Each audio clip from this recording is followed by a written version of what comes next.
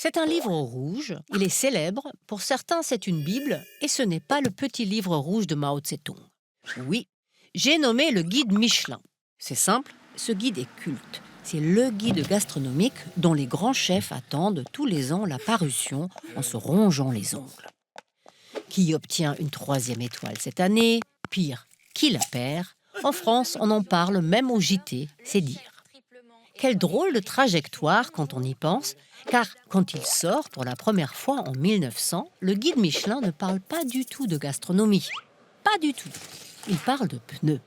Car les frères Michelin fabriquent des pneus pour vélos et automobiles. Sauf que le monde de l'automobile est à l'époque encore un terrain très très vague et ceux qui s'y aventurent sont perdus.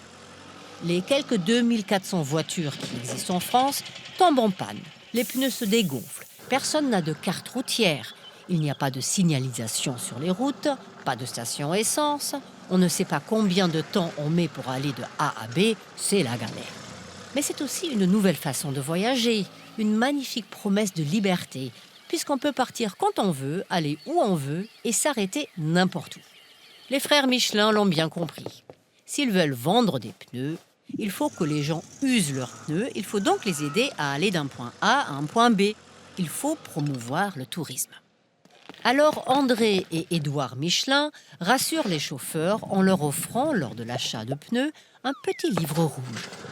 Sur la couverture, un dessin indéfinissable. Vous savez ce que c'est? Prenez votre temps, je vous le dirai tout à l'heure. Le livre contient des centaines de villes et les distances entre elles, les numéros des routes et des plans de ville. Il fait la distinction entre les routes pittoresques et les routes ennuyeuses, contient des hôtels pour faire étape, agrémentés de sigles indiquant le prix de la chambre et du menu, bougies et vin inclus, parfois même la présence d'un WC avec chasse d'eau ou d'une chambre noire pour développer ses plaques photographiques.